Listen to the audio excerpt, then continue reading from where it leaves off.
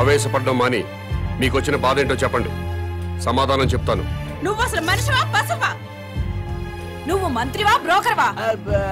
ఏ విధమైన ఇలాంటి వ్యాపారం పెడతాడా? ఆడదాన్ని ఉసురు పోసుకుంటే నాశనం అయిపోతావురా. ఈ వ్యాపారం పెట్టుకుంటే ఏంటి తప్పు? సొసైటీ నాశనం అయిపోతుందిరా ఎదవా. ఆరోగ్యాలు నాశనం అయిపోతాయిరా. ఏడ్సొచ్చి జనాలు శవాలైపోతారా. బ్రాందీలు విస్కీలు తాగి జనాలు శవాలు కావట్లేదా? ఆడవాళ్ల తాళిబుట్లు తెగట్లేదా? తాగిన మొత్తులో కన్న కూతుళ్ళనే రేప్ చేసిన వాళ్ళు లేరా? మరి మీరు ఈ బ్రాందీ షాపులు ఎందుకు మూయించటం లేదు? దేశం మొత్తం మందు అనేది లేకుండా ఎందుకు చేయట్లేదు? ఈ సిగరెట్లు తాగి ఊపిరితిత్తులు పాడైపోయి చాలా మంది చస్తున్నారు.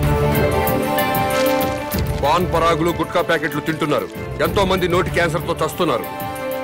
వీటిని బ్యాన్ చేయమని మీరు ఎందుకు ఉద్యమాలు చేపట్టడం లేదు? ఈ సమాజంలో వ్యభిచారం ఎంత ప్రమాదమో బ్రాందీ సిగరెట్లు గుట్కాలు కూడా అంతే ప్రమాదం. మీరు ప్రజలు మేలు కోరే ప్రజా సంఘాలు అయితే వీటన్నిటినీ దేశంలో లేకుండా చేయండి. అప్పుడు నేను ఈ వ్యాపారం మానుకుంటాను. మీరు చెప్తున్న మందు షాపులు, సిగరెట్లు, గుట్కా వ్యాపారాలు ప్రభుత్వ పర్మిషన్ తీసుకుని లీగల్ గా పెట్టుకునేవి. మీ వ్యాపారానికి పర్మిషన్ లేదే. నాకు కూడా పర్మిషన్ ఇప్పించండి సార్. ప్రభుత్వం పర్మిషన్ ఇచ్చాక పెట్టుకోండి, అప్పటిదాకా మూసుకోండి. ముందుగా ప్రభుత్వ పర్మిషన్ లేకుండా అక్రమంగా కట్టుకునే ఇళ్లను క్రమబద్ధీకరణ చేయట్లేదా? అలాగే నా వ్యాపారాన్ని కూడా క్రమబద్ధీకరణ చేయండి. త్వరలో ఈ వ్యాపారానికి స్టేట్ మొత్తం బ్రాంచీలు పెడుతున్నా. బెల్ట్ షాపులు కూడా తెరుస్తా. ఈ వ్యాపారానికి belt షాపులా? Don't ask where I am. Yes, I'll let you know everything detailedly. Hello, ఏంటి? టాయిలెట్ కి వెళ్ళాలి. వెళ్ళు. బాంబ్ తో ఎలా వెళ్ళను?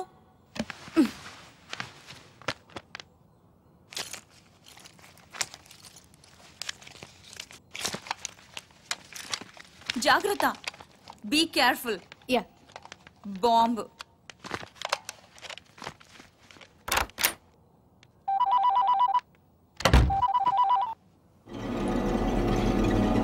అవును.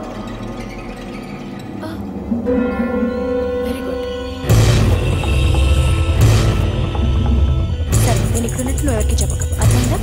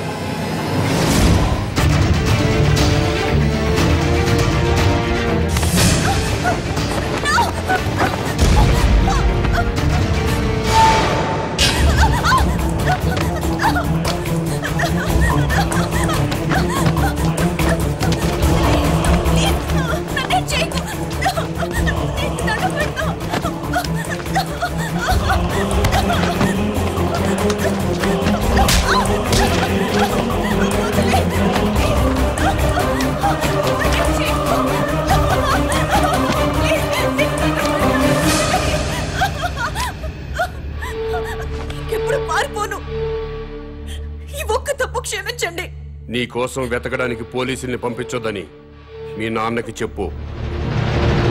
డాడీ ప్లీజ్ నా కోసం పోలీసుల్ని పంపించొద్దు, ప్లీజ్ పంపించొద్దు.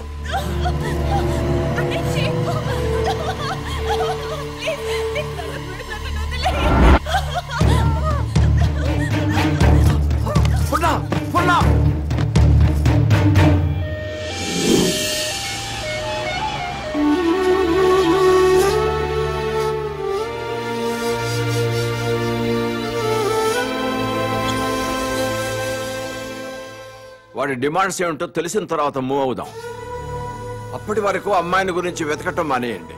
అలాగే సార్. కూతురు కిడ్నాప్ అయిందన్న ఆందోళనతో సీఎం గారు అలా చెప్పుంటారు. కనీసం కామన్ మ్యాన్ అనేవాడు ఎవడో తెలుసుకోవటం మన డ్యూటీ. వాడిని ఫాలో ఉండయ్యా.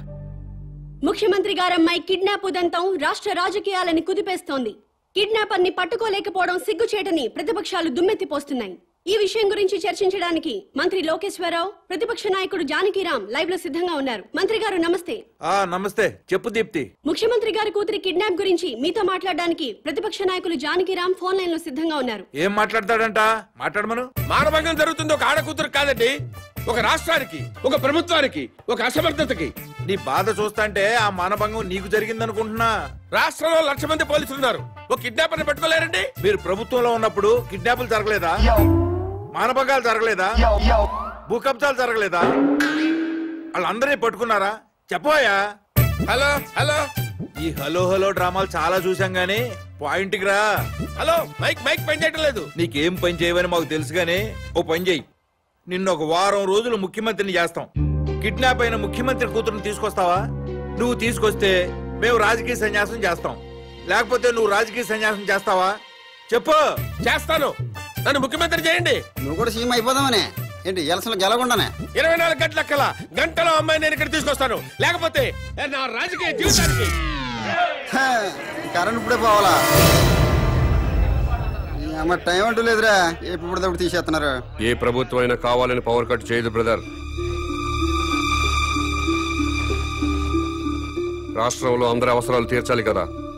పవర్ ఉన్నంతలో రైతులకు ఇవ్వాలి, ఇండస్ట్రీలకు ఇవ్వాలి, గ్రామాలకు అందించాలి. కాబట్టి కరెంటు పోయినప్పుడల్లా ప్రభుత్వాన్ని తిట్టుకోవడం కరెక్ట్ కాదు బ్రదర్. Good night.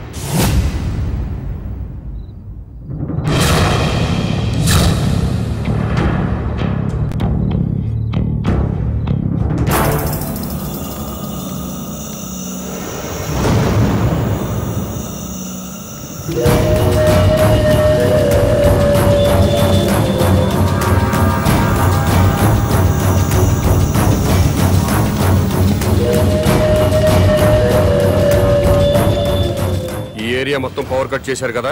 అవును సార్. మరి సెంటర్ లో ఉన్న మంత్రి గారింటికి పవర్ ఎందుకు కట్ చేయలేదు? కట్ చేశాం సార్, బట్ మంత్రి గారింటికి జనరేటర్ ఉంది.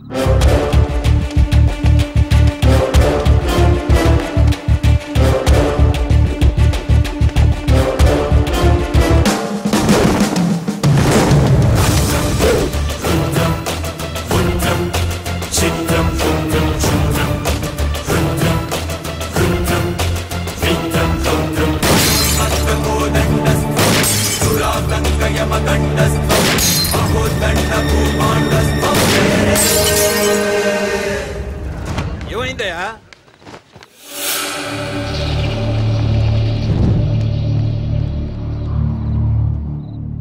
ఎవడండి వీడు? చీఫ్ మినిస్టర్ కూతుర్ని కిడ్నాప్ చేసింది వీడే.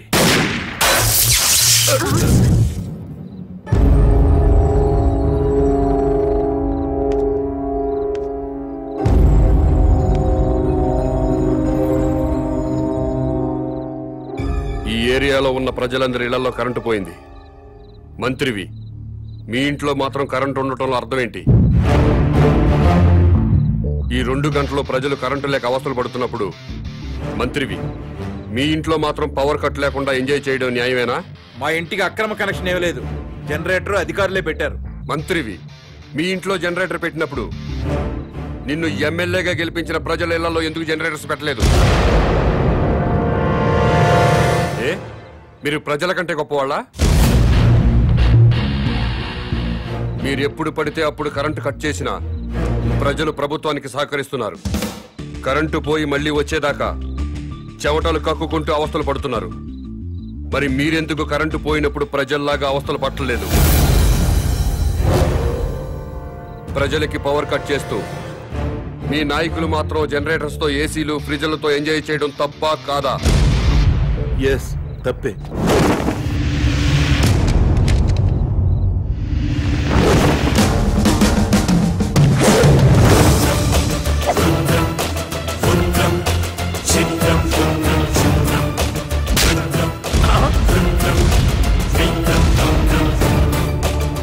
ప్రజల్లా బతకండి, ప్రజల కోసం బతకండి.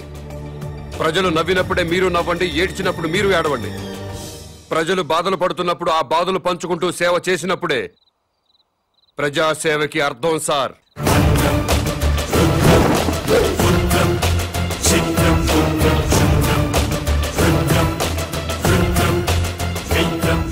నా మాట విన్నారా?